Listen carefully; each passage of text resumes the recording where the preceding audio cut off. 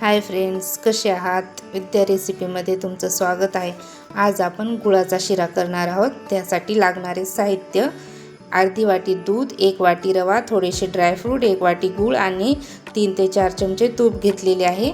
कढईमध्ये तूप टाकू आणि आपले ड्रायफ्रूट त्याच्यामध्ये तळून घेऊ। थोडेसे लाल होईपर्यंत आपल्याला तळून घ्यायचे आहेत, नंतर बाहेर काढायचे।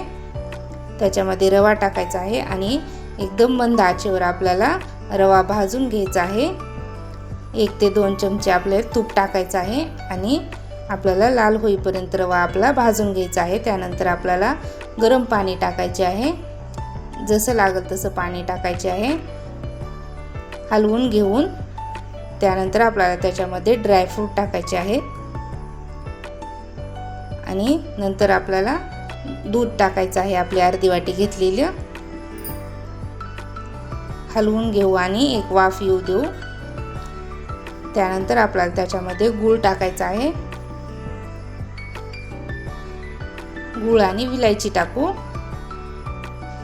आणि हलवून घेऊ। एकदम छान लागतो खायला, नक्की करून बघा आणि व्हिडिओ आवडल्यास लाईक आणि सबस्क्राइब नक्की करा। धन्यवाद।